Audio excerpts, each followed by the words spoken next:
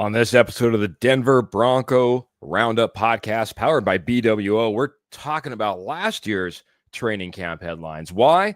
Sometimes you need to look back in order to look ahead. We're going to look at the differences that we saw between last year and the headlines versus this year. We can't wait to get it started. It's time. Welcome, BWO. We're powered by them. It's time to go live. Right about now.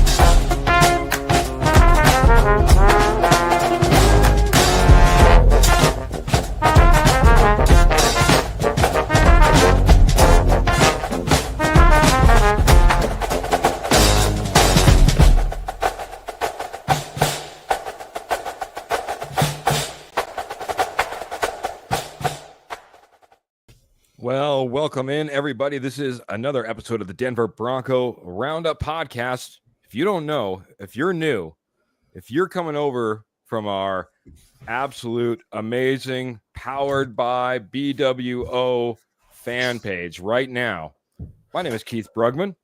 I'm not sure what happened to my co-host. I'm going to drop him out for just a second, make sure he gets himself all squared away. But this is the Denver Bronco Roundup podcast. We talk everything and anything Denver Broncos. We go live twice a week, Tuesdays and Fridays, 7:30 p.m. Mountain Standard Time. We're on YouTube. We're on Facebook. We're on Spotify. We're on Apple Podcasts. If you want to take us on the go, we do accept stars and on Facebook, so feel free to drop those in as well. And now my co-host is ready. We lost you for a second, my friend. Can't do this alone. Mr. Jody, the Judge Moncrief. How you doing this evening, sir? What's up, everyone? We're a month away from training camp. Football season is here. It is, man. It's right around the corner. It's the time that you don't want to have headlines, storylines going on. It's the worst time of the year to have headlines and storylines going on, quite honestly. So all quiet in the AFC West as far as the Broncos are concerned. That brings us to different places, though. Places where we had to start thinking about some different ideas, some different thoughts, and some different content. And I think we got a great show lined up because I started looking back, Jody, at some of the headlines that we had going into Denver Broncos training camp in 2024. And where we're at today. And it shows some growth in some areas. It shows some places that we're still hoping for some growth.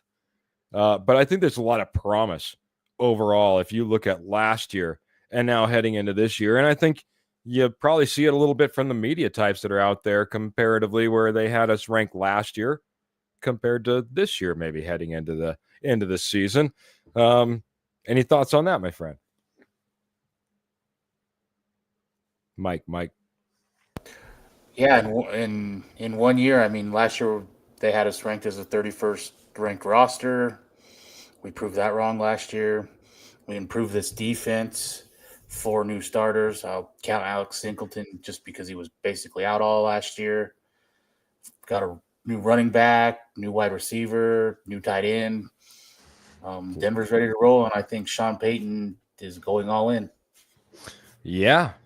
And we're starting to see all those pieces and parts come together. And that's kind of the difference that we're going to see as we bring in some of those pieces and parts as far as the difference last year to this year. Ernie May is coming in saying, go Broncos country only. Bo Nix for 6. Hello, Keith and friends and Mr. Jody Moncrief. And who knows, maybe we get a Trevor later. Maybe we don't. If we don't, I got my good friend, the Judge. We're going to rock, just like we're going to be rocking with Graham here. He says, hey, guys, it feels like forever. Feels like forever since I've seen you in the chat, and maybe we've had that last podcast. Also, maybe like it seems like forever since we've seen a real meaningful football game. I think we're all itchy right now, Jody. I think we can't wait to see some pads on, some helmets on, some balls flying through the air, some ground and pounds, some sacks, all of it, man. Can't wait for it.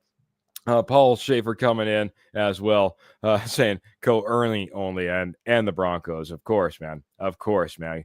Go Ernie, go the Broncos, go the posse. And that's who we call everybody that's joining in on the chat. By the way, I'd love to know what page you're joining in on. If you want to, you can go ahead and drop that in on the chat. That's one thing I don't get to see. So if you're coming in over on the Powered by BWO page, drop that in the comments. If you're coming in over on one of our Denver Bronco Roundup, Rocky Mountain Sports Network page, let us know where you're tuning in from. Love to hear from you. Let's get right into it, man. I think topic number one has got to be the first one that I threw out in our ideas heading into this show. Last year, I'll be honest, Broncos country, if you're new to the show, you probably don't want to hear this, but Keith was not a proponent of putting Bo Nix out there week one about this time last year. I was thinking he should take some time, that Jarrett Stidham should take the helm, and that eventually, week 4, week 6, maybe we see a Bo Nix appearance. If my good friend Kurt Valente is out there right now, not only would he be laughing at me, but he'd be telling you he thought just the opposite. Play the rookie, get him out there, get him on the field. But last year, it took a long time, Jody, before Bo Nix was named the starter. There was a lot of split reps. And I even remember Jarrett Stidham kind of being a little bit upset that maybe he didn't get his opportunity because he thought he worked pretty hard for it. Jody, how much has changed in a year? Lots changed. Bo Nix has solidified himself as a starter. He's proven he can lead this team. He took him to the playoffs. Struggles in the beginning, but he settled down once he was forced to stay in the pocket and not run all the time. This passing attack started to click. Once Sean Payton started to use Marvin Mims, it started to click even more. A lot of downfield throws. He proved that he has the arm to make throws multiple times. Cleveland game, Cincinnati game, Buffalo playoff game. I think the playbook is going to be wide open this year for Bo Nix. And now that we have a tight end and a running back to complement him, I look for this to, take leaps and bounds steps and grow big time this year. That is fair, man. I mean, I think you look at what Bo Nix, like I said, call me a doubter, call me a hater, call me just maybe too much of a realist, thinking that Bo Nix, like a lot of other people, like a lot of other media pundits out there, didn't know if he was ready for the stage yet. Weren't really happy with taking him at number 20, but boy, did he prove us wrong. It took a couple stumbles out of the blocks. But let's face it. It's not like we saw Russell Wilson come out as our quarterback and he was talked about being a Pro Bowler and him just come out of the blocks and do well. Hey, every team sometimes struggles, in the first few games, especially with the rookie. But what he did after that, put himself in offensive rookie of the year contention, put up stats that we haven't seen since John Elway. And by the way, named a starter as a rookie for the Denver Broncos for the first time since John Elway. I mean, you can't hate on the kid, and you can only, especially as you saw near the end now, don't get me wrong, Buffalo, disappointing. Can't have an exit in the playoffs like that. But everything leading up to that point, boy, kid was out there proving everything and everybody. Wrong who doubted, and right who believed in him. Prove me right. Prove me, or maybe prove me wrong as far as what I thought he should do. Also, we had Zach Wilson out there competing, former first round draft pick, in the mix. But now this year it's Sam Ehlinger that comes into round. What are your thoughts on Sam Ellinger? And I don't know if there's a compare and contrast to to Zach Wilson. They're two different players altogether, but not as far as their properties, but maybe as far as the prospect of that third quarterback. I think he mainly is just a camp arm. In my opinion, I hope we only carry 2 quarterbacks this year. It was a wasted roster spot last year, carrying 3. Bo Nix proved that he can stay. He knows how to escape the pocket and not take big hits. One of the least sacked quarterbacks last year. Trust his whole line. There's no need to have a third quarterback just taking up a roster spot when you have a lot of tough decisions you're going to have to make. Are you carrying 4 running backs? Are you carrying 6 or 7 wide receivers? How many tight ends are you carrying? You have a lot of tough decisions, and that's a valuable spot that I don't really think that we need to carry. Fair enough, man. I'll be honest. I'd probably be on the same page. Maybe if I was more excited about maybe what Zach Wilson, a former first round, former top 10 draft pick overall, might bring to as your third string quarterback room than I am a Sam Ellinger at this point. It's at this time I would have to agree, and that might be the difference in between the two. Check out Graham, Broncos camp. I'm coming to you. Can't wait to be in the Mile High City for the first time since Peyton Manning retired. Graham jumping the border, coming in from Canada all the way down to Denver Broncos training camp. And that's pretty freaking awesome, man. That's awesome, Graham. Enjoy yourself out there. Fingers crossed, but it is a big cross. I do have tickets. I do want to end up down there as well. And if so, Broncos country, just like I did in the past, man, I'll be trying to report to you live or not live. I can't be in there showing you what's going on. They would confiscate me and put me in the bar. The judge would have to help me out at that point. No, I would love to be down there and reporting what I saw after training camp has happened. Stay tuned on that. But this is another one that we could look at. I saw RJ is QB number 3 or 4, RJ Harvey, which I'm not going to go down to RJ Harvey possibly as your quarterback, even though he was in a wildcat type of offense. He does have that ability, but I'm going to bring it over to another training camp difference, maybe 2024 to 2025. Jody, last year, we were talking about Samaje Perine, Javonte Williams. We were talking about the rookie Audric Estime and kind of an unknown Blake Watson, and then Jaleel McLaughlin that kind of stole the show and kind of rocketed himself, not only, high within the room, but high within the roster to where he was named, first, he was the starter in many games last year. Let's just put it that way. Now, I mean, obviously Samaje Perine, late in September, he ends up getting cut, and a few of those pieces are still there, but we do have the addition of RJ Harvey. How does that change the narrative maybe last year to this year? Last year, Javonte here, really, again, and the likes that I've already spoke of compared to this year's crowd in the running back room.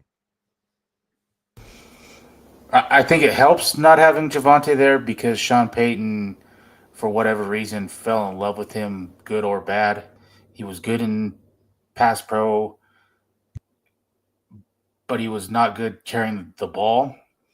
I mean, he averaged under 3-4 yards a carry. He just didn't have it all year. I mean, you've seen a lot more explosion from Jaleel McLaughlin and for whatever reason, he never really wanted to use Audric Estime. People can go to the fumbles. That was early in the season. So I don't know what really happened there, how he fell out of love so quick. But I'm glad. I think it's good for this room to not have Javonte there because it will force Sean Payton to use somebody that he may not trust as much or know as much about right away. And I think that's a good thing just because of what Javonte's done the last not done the last couple of years. Okay, but at the same time, out goes Javante, but in comes not only RJ Harvey, but now we have J.K. Dobbins. So one subtraction, two additions. What does that mean from anybody, from Jaleel McLaughlin to Audric Estime to Blake Watson to Tyler Bidet, even? What does that mean? Because, like you said, it's good not to have Javante there, possibly because of the affection it seemed like Sean had for him, or him wanting to get him on the field, especially in those third down situations, but also being a detriment to this team when it came to getting meaningful yards when needed. I mean, they used the second round pick on RJ Harvey. They're going to use him. There were a lot of good running backs on the board still, and that's who Sean Payton handpicked. So I think he has a lot of trust in RJ Harvey. Again, I don't know why there's not the trust there with Audric Estime. I don't know if it's pass blocking, something there, because you would think that he could take that next step and we could save the $2.5 million on J.K. Dobbins. But we didn't. And I've kind of gotten on board with put your best 53 out there, and if that's J.K. Dobbins, not Audric Estime or whoever at running back, so be it. He likes somebody. I mean, we seen it last year. Sean Payton's going to throw the football whether we like that or not all the time.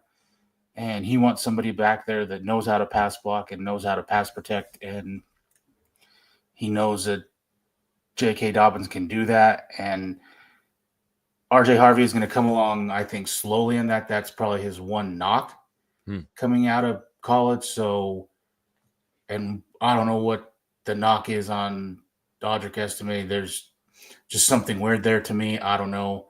So J.K. Dobbins is here for that trust factor, I think, unless he just plays well, I think he's here until RJ Harvey comes along, gets up to speed. I could see that. A thought that crossed my mind, and I think it was not long after J.K. Dobbins was signed and his contract came out, and it kind of re-entered my mind right as you started talking, or I got done talking. $2.7 million is not a whole lot of money in today's NFL. Would you agree with that? I agree with that. I mean, he's got a bunch of incentive in his contract, so correct. I guess we'll see where that goes. I think let me propose you this. Would it be worth $2.7 million to push and show and have a mentor through training camp for Audric Estime, RJ Harvey, I don't care, Blake Watson, Tyler Bidet? I mean, it's a young room. Here's a guy that knows how, and even if he didn't make the roster come the very end, a.k.a. a Samaje Perine at the end of last year's training camp, and you blew $2.7 million, I think there's reason to believe that is a possibility. You're going to be cutting one of these guys, and I wouldn't rule it out if someone can show up, like you're saying. I think right now Sean Payton doesn't know what he has, and he's waiting for someone to step up. Now you're saying, hey, J.K. Dobbins can make them wait. I'm saying maybe J.K. Dobbins can accelerate them through training camp and push them in all the right directions to the point where you're like, you know what, we need to run with this young team, because it sure seems like Sean Payton likes to build a young team as well. Just floating that idea. Am I wrong in that thought process?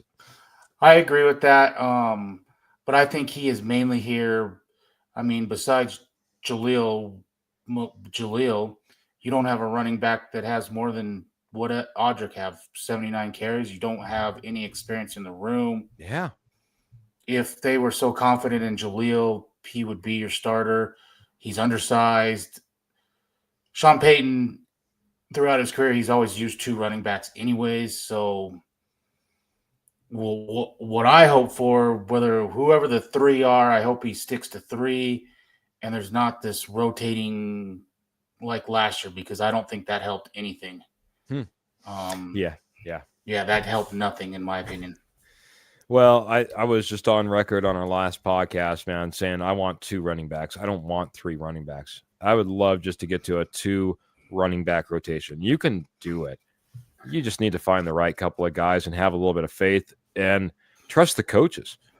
Let's face it. There's pressure sometimes for these coaches to step up and play the role of what they do. Coach these players into what is needed and what is necessary. It's not that big of a deal, in my opinion, in a lot of these instances. It's just a matter of spending the time. Hey, I do we have got to. one thing that I think will play a role in what three make it is that no one talks about is special teams because none of these guys really play special teams, and you can't carry 3, 4 running backs that don't play special teams. I think that's going to play a key. Will Audric Estime play special teams? Will Jaleel? Will they move Audric Estime? I mean, he's big enough. Will they try to move him to some fullback, some different things like that? What I think all that's going to play a big factor. That you're 100% right, man. If I get down there, Graham, if it sounds like you've got it nailed down, you're going to be there. Watch a little bit of special teams play. See what running backs are out there. See which ones are doing the best, and maybe getting the most coaching from their coaches, because that usually tells you a little bit of the belief that they're getting and making sure they're getting all the fine points right now at this point. That's what I look for. So it's how TD made this roster back in the day. I mean, special teams. So I think it's going to be very important. I mean, Sean Payton has valued that. I mean, he's went out and got top special teams guys. He drafted a punter when he probably could have got him in as an undrafted free agent. So it's an important part to Sean Payton. ain't that the truth, man? Important part to us. That's our posse. Want to say hello to a few more good posse members like Clayton coming in saying, hey, guys. Always remind me to tell you to smash that like button and share. Please, man. Broncos country, we love you. We appreciate you, and we love having the conversation with you. Get on board, man. I want to go to a posse member, former horseman, Mr. Albert Knopper's coming in and saying hello to the DBR and the posse. And he's also got a question, man. We'll see it in training camp a little bit. Do you think the Broncos offense could match up and beat the Denver Broncos defense? Or do you think the Denver Broncos defense would get the better of this Denver Broncos offense, man? That is a fantastic question. I'm going to let you take the first stab at it, Jody. But I think I know which way I'm leaning. Well, I think it would be a battle for sure. I think the offense has an advantage in the trenches. I mean, this whole line's played together for 2 years now. They are very, they've worked very well together. And they've got some new pieces, a new running. So where I think the defense would have a major advantage is Denver's got to figure out who's going to be running the ball. Can they pass block? Where does Pat Bryant fit in? How does Evan Ingram fit in? I don't think the few additions on defenses, I think they will fit in smoothly. I think Dre Greenlaw will fit in smoothly. Hufanga will fit in smoothly. This blitzing type defense that we run, I think that is right up Hufanga's alley. He loves to hit, loves to blitz. So I think the defense would have an advantage in the beginning for sure. Yeah. I the one thing that I would say as you started to talk through that, right, is that the defense, in a lot of ways, if you wanted to, you could almost throw out last year's roster as far as what it looked like as far as starters were concerned. As of right now, we go out there, we line up today. But I think on the offense, with the obviously Javonte not being here, Evan Ingram being added in, pieces like that, I think there would be a lot of cat and mouse that you could end up playing at that point. And the offense, like you said, could have some advantages because you haven't seen how this offense can run if we just went out and played in the dirt tomorrow. You haven't had to necessarily line up against Evan Ingram. You haven't had to see how RJ Harvey could maybe break your ankles yet. If we went out there tomorrow, maybe as the offense that has a little bit of an advantage, but it would only take a matter of time. I think in that defense is the more I shouldn't say the more legitimate. That's not the right wording. They're the more proven piece of the Denver Broncos team. But man, a lot of upside on that offense, a lot of upside on that question. Albert, thanks for joining in. And I got to say hello to Phil real quick as well, because he's jumping in. He broke the ice, man. He came in, you know, feet in the stirrups, guns in the holsters, Denver Broncos in his heart, coming in with 100 stars and saying, "Good evening, Keith and the judge." Finding out that Locke played hurt last year and has now had surgery. Will he make the team? With this injury, now I am not sure he would be tradable. Now, which brings up a whole nother piece to whether he could make this team, is whether he has value, beyond. And because we are starting to get stacked up in that safety room. But PJ Locke, I read up a little bit on it. I think it was L4, L5 vertebrae that were completely demolished, bone on bone. And he had early surgery, hoping, obviously to try to get back as quickly as possible. But what do you think this means for PJ Locke? By the way, part of what we were talking about, and I think it bears mentioning, is, as PJ Locke, Brandon Jones came in, they took over for Justin Simmons, a very beloved safety here in Broncos country. We tend to almost pushed him to the side very easily and very quietly, but man, his tenure here and who he was, always loved Justin Simmons. But Brandon Jones, PJ Locke, they kind of filled the void last year. But now PJ Locke with this injury, what does it mean for PJ Locke and the rest of the safety room? I definitely don't think it helps, but I think he was not on good graces when the first player Denver signed in free agency was Hufanga. I mean, they wanted to replace him right away. Then they brought in Sam Franklin. I think that didn't help his chances either. And if I was to guess now, I would say he's probably on the outside looking in. So, I mean, this definitely doesn't help. It sets him back. And, the Buffalo game, I mean, it left a bad taste in a lot of people's mouth. The long touchdown he gave up, I mean, he just didn't play well in that game. And it was addressed right away. Yeah, it makes me wonder, obviously. Well, it doesn't even make me wonder. It makes me think that the Denver Broncos obviously knew of the injury that PJ Locke had as he ended the season. Probably in some type of, because I believe they go through a post kind of physical, Right. at the very end of the season, right? So this would have obviously came up on the chart, and because of that only, like you said, maybe solidifies in our minds why now Hufanga was the first signing we went out there around and got, when you go out there and you're like, okay, well, this guy's having surgery on his back. Let's not get caught, in a bad position. It is kind of funny that, we end up going the route of, gentlemen that might, and guys out there playing football that maybe not have the perfect injury history themselves in their replacement. But let's face it, Hufanga at his very best is already proven he has more than what PJ Locke has given at his very best.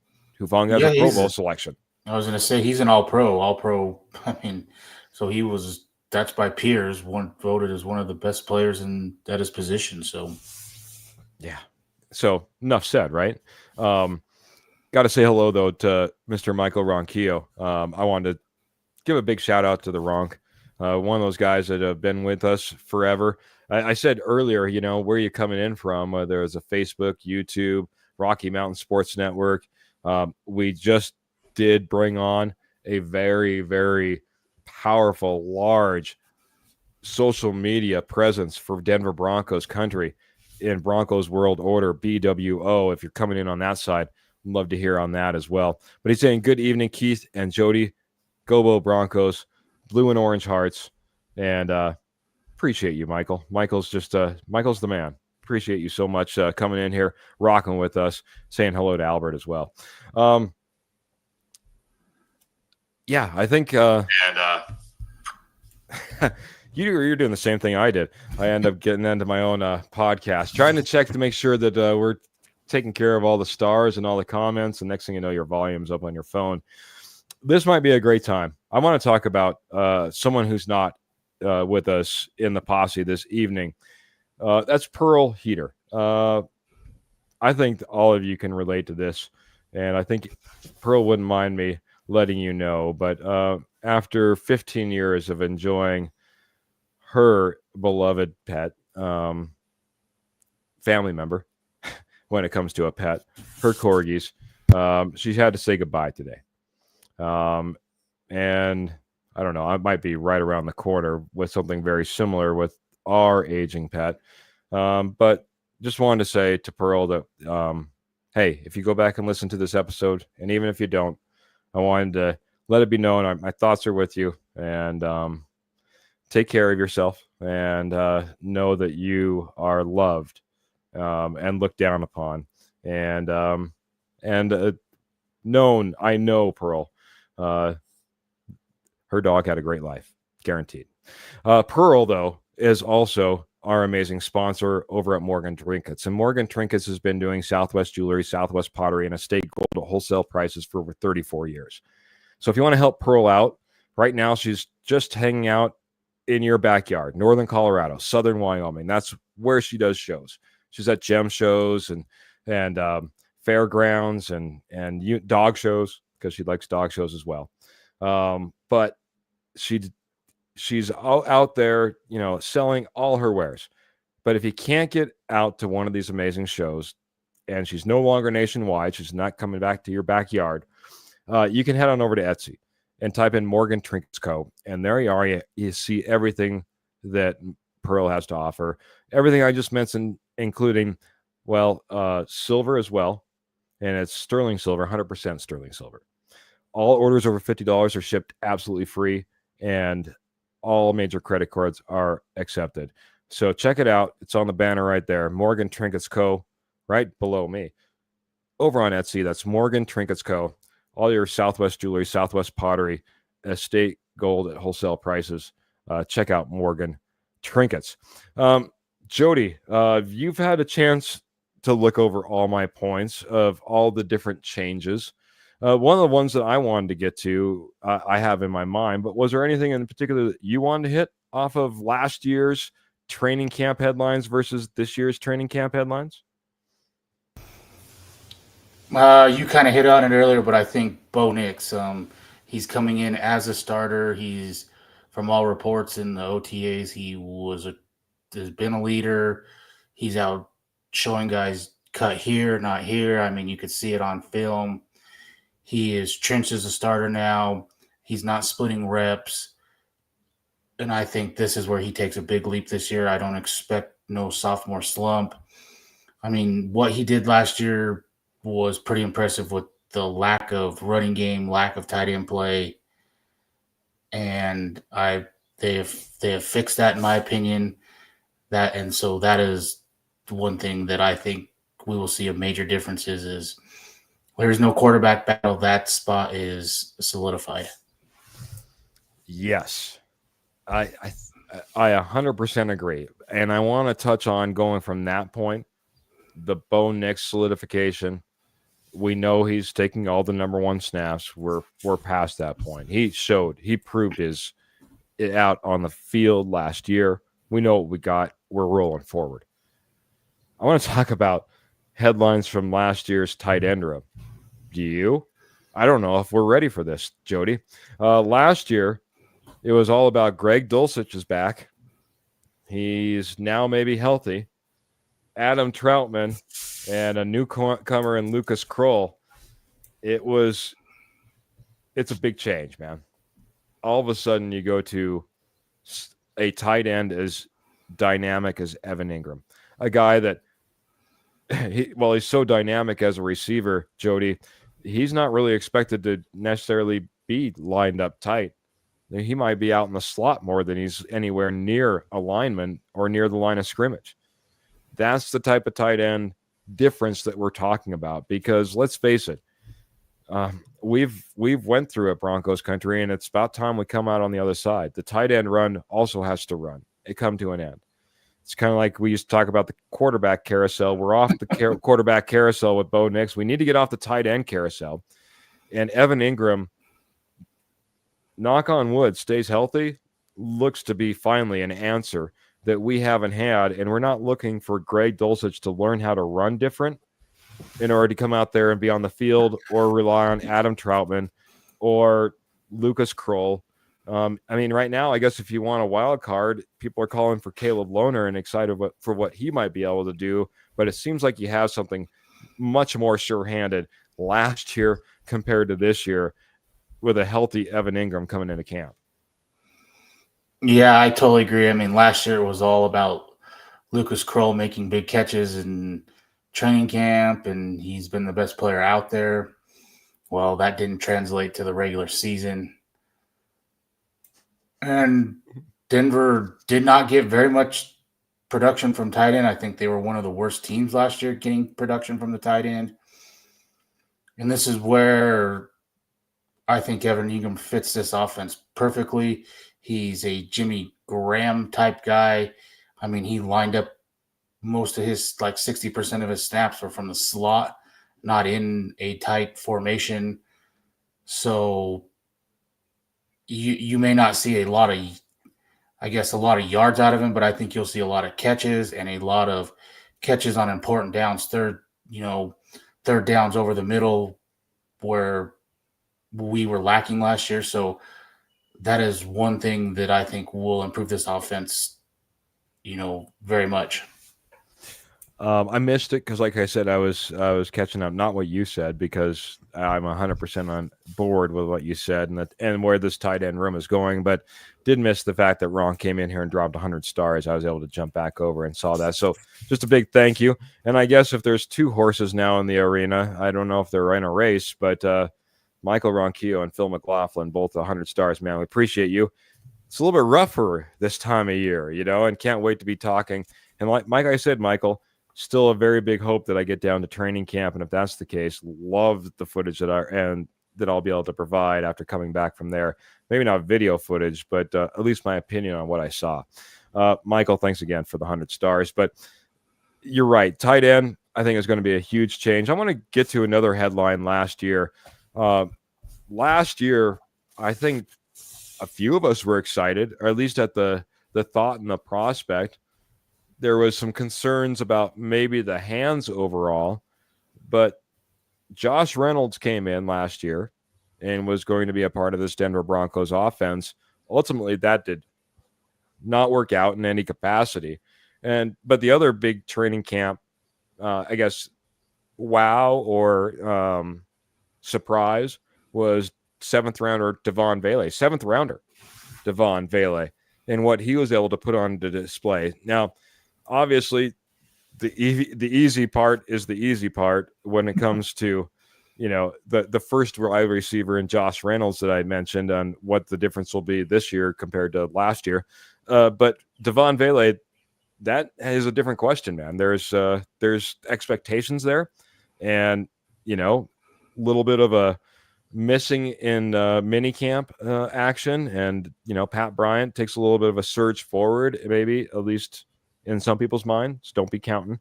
What are you thinking about Devon Vele this upcoming season compared to last season?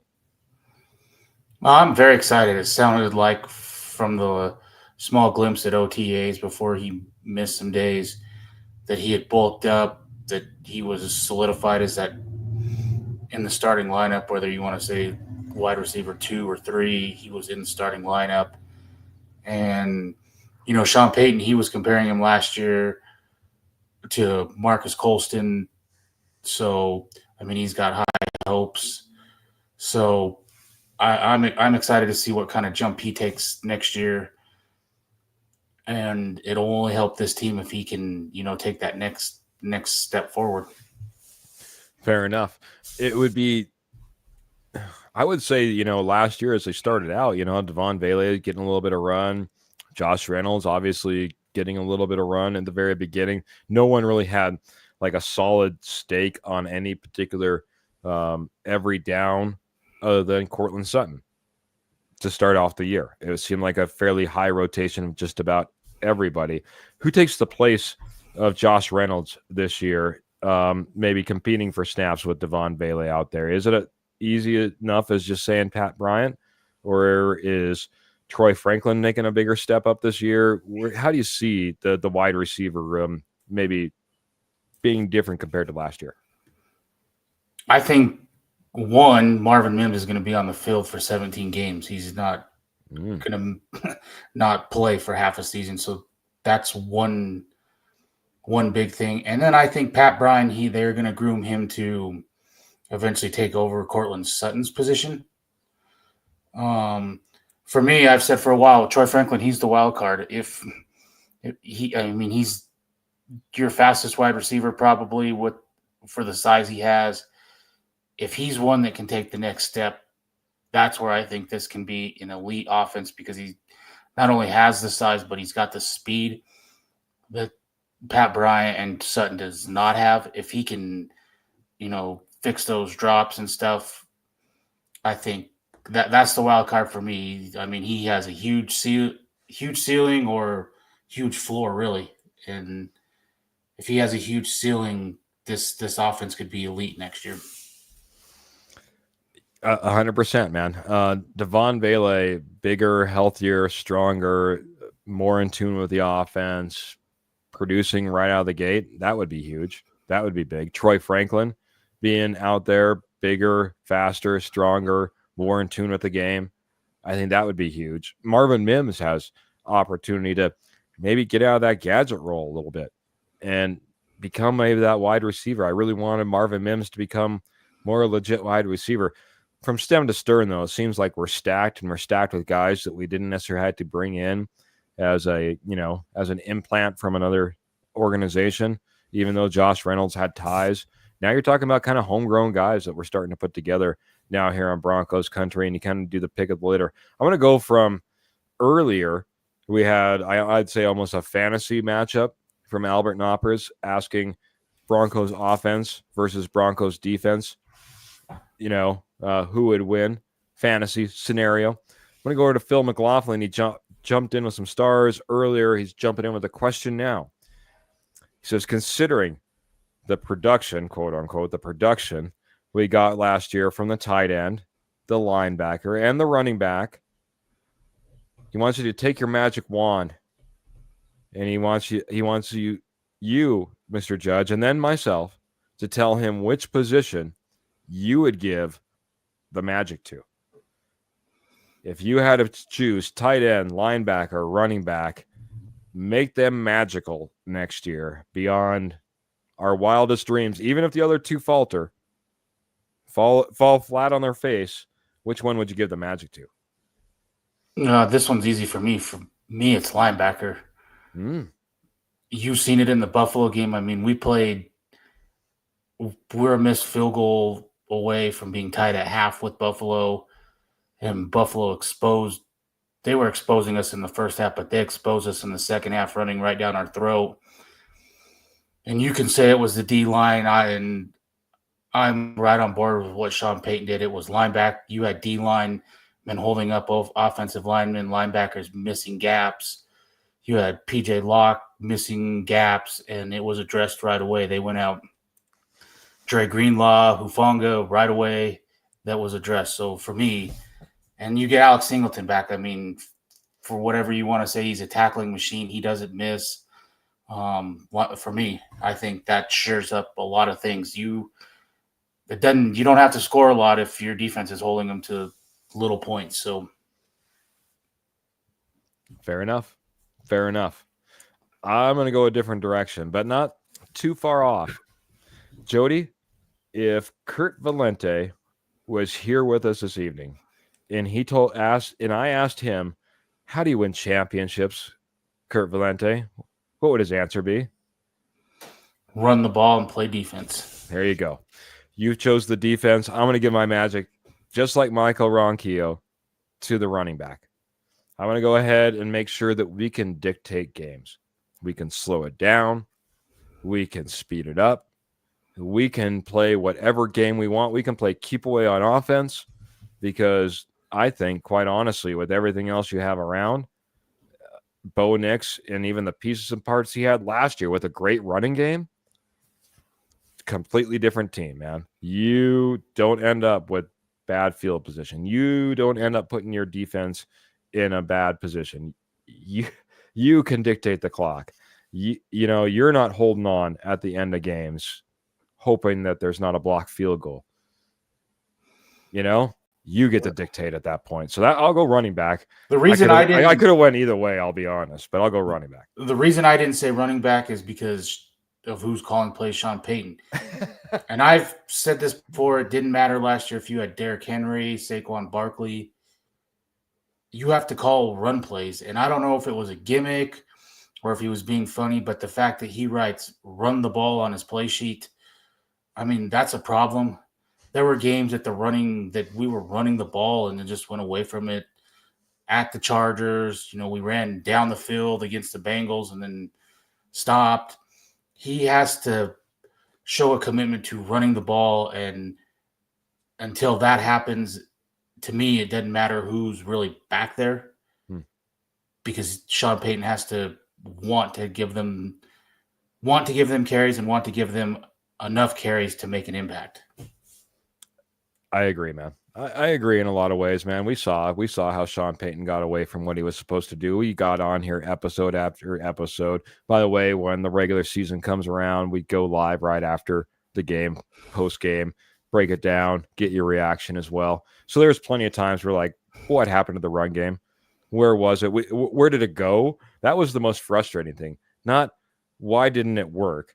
It was where did it go? Or why did we go away from the guy who was toting the rock and getting meaningful yards just to turn over to somebody else who was cold, came in and shortened down to a couple of series when we're out. We're punting again and putting it back on the defense. No more gaslighting us, Sean Payton. If you're going to go ahead and say run the ball on the back of your play call sheet, you got to run the ball and you got to stay committed to it. And I think that's fair. That's a fair assessment. And it's why I wasn't 100% on board with J.K. Dobbins because it's just another running back in the mix. I mean, you kept Blake Watson initially on the 53 last year. And I go back to that Chargers game. He hadn't dressed all year, and he's getting carries like the third snap of the game. Sean Payton just had a rotation. He didn't know who to use.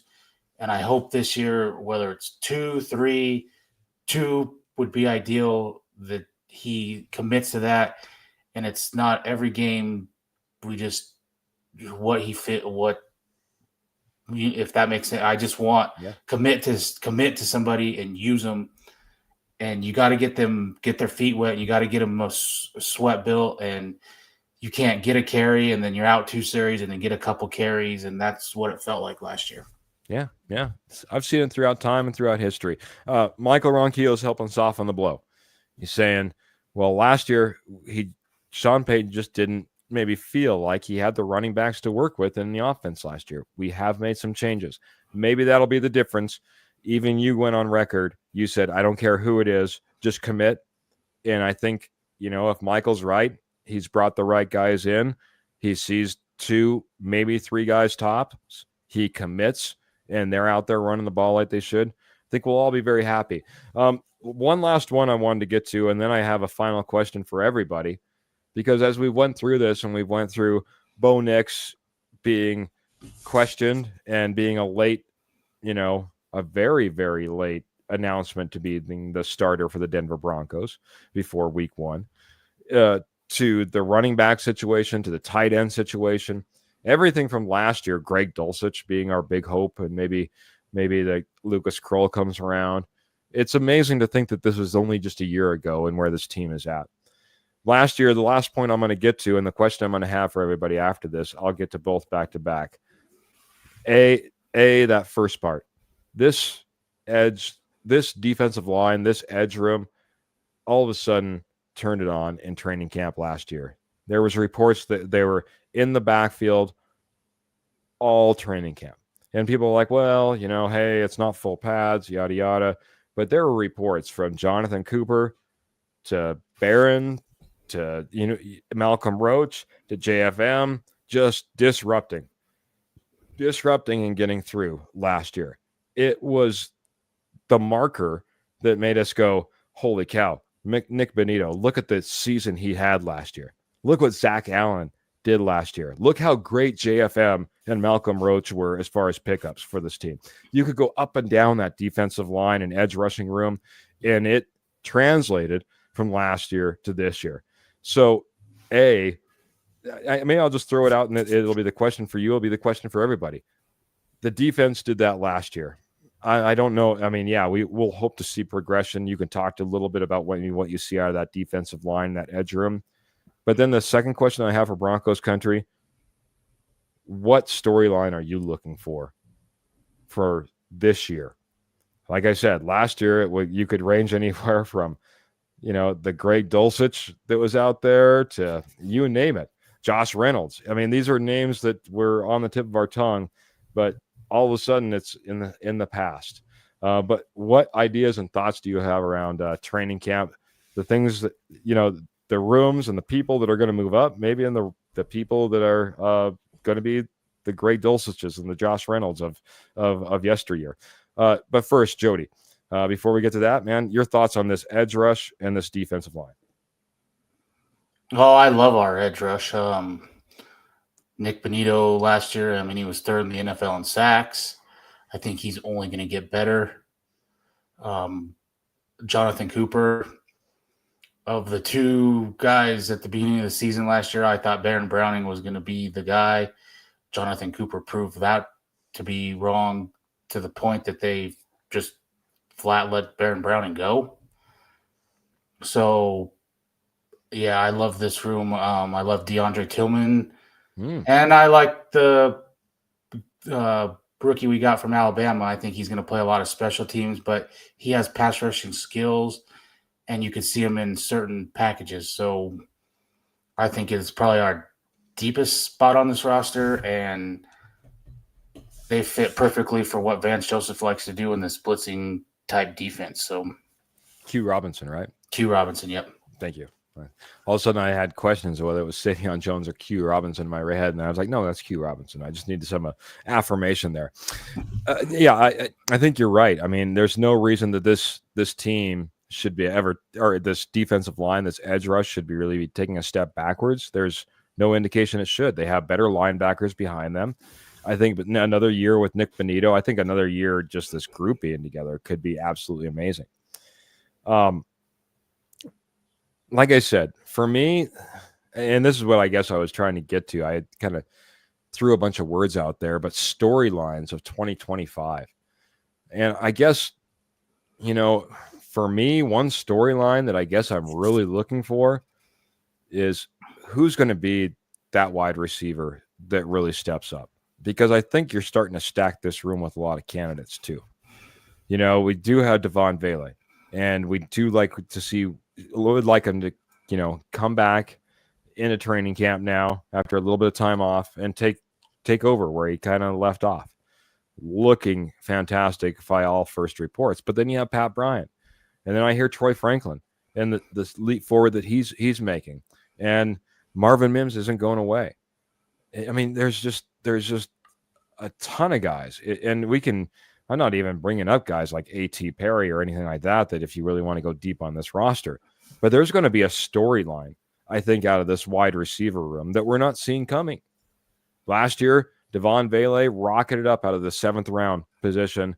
Josh Reynolds ends up being what was once a coveted maybe piece for this Denver Broncos wide receiver room to not being on the roster by the end of the year. So last year we saw a couple. I think someone's going to take over in training camp, and I think it might surprise some people, and might be just that big player. I'm not going to speculate to who, but I think there's going to be somebody in that wide receiver room that really jumps out at training camp. What are you thinking, man? And I'm going to say hello to Captain. Thanks, Captain, for jumping in. For me, it's the same thing. What wide receiver?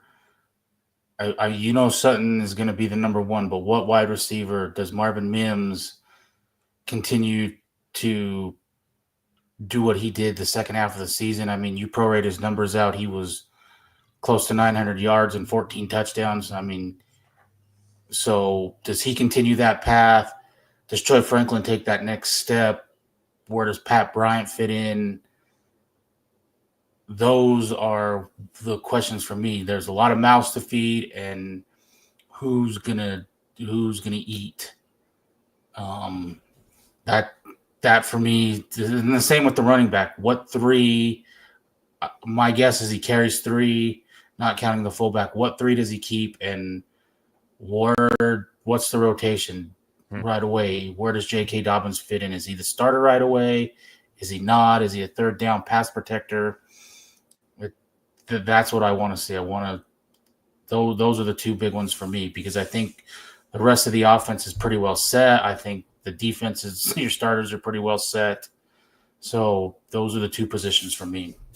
We get the captains, and then I'm going to throw one more that I just want to throw out there because I've already heard a little bit of whispers about it. He's saying Evan Ingram will be a standout as tight end. And maybe that's just his prediction in this training camp. Evan Ingram is going to elevate and take over. Let me ask you this, Jody, the judge, because you were a big proponent of how big of a security blanket, how big that connection between Cortland Sutton and Bo Nix is, how important it is. You know, I've been on word of, is Sutton gone? You're like, no, got to keep him here. That's the connection. It's working. It's good. Let's keep it going. Could Evan Ingram supplant Cortland Sutton year one out there as the security blanket, as his go-to, as the connection over Cortland Sutton? Could he be that big, and could we see it in training camp, like Captain's saying? Maybe just because I can see a lot of, and people probably won't like this, a lot of checkdowns, 3-4, and that's where Evan Ingram is going to be. Where Denver didn't have that. I mean, they had that in Tim Patrick, and they let him go, and they never really had that. So I think that is somebody that can keep this offense on rhythm and going, get a third down where you can hit the big play. He may have more catches, yards, probably not, but I think he may start playing him in catches for sure. There you go. There you go. That's a great thing when you had to start to have that debate, when your tight end is starting to get in competition with your wide receiver one, and you have multiple other pieces and the running back too. I'll leave you with this. Last training camp, if I was out there, and I'm hoping to be out there, if I'm out there and I am watching special teams, I want to see that Crawshaw leg, because whispers are that could be an absolute booming game changer. Booming. I mean, this guy's got hang time for days when he was at sea level. He's at the mile high now. And we talk about it year in and year out about how there's three aspects, three levels to this game. Special teams gets overlooked. Crawshaw could be an absolute game changer if he can come through at the NFL level. There's a lot of guys that have a big leg. It's whether you can do it in front of the mile high crowd, and that's a whole lot of different pressure. So I would just be excited to see that leg. It sounds like a cannon is going off when he gets a hold of one out there. That would be something to see if we get out there to training camp. Graham will be looking for it. He's going to be out there at training camp. But we do need to get running out of here. Michael Ronquillo just reminding us the Joker role for tight end Evan Ingram. Look out for it, man. We've been waiting for it. We've been wanting it. We've heard about it, man.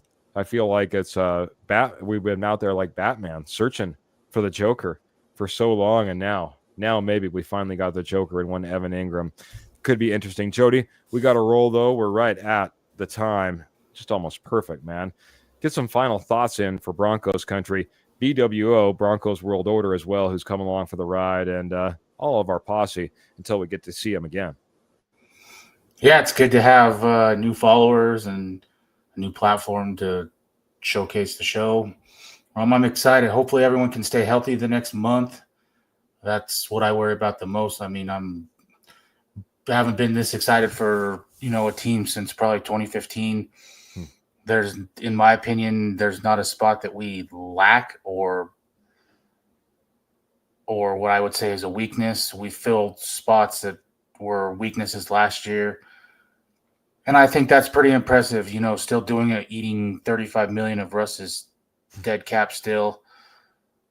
So kudos to George Payton and Sean Payton for making this happen.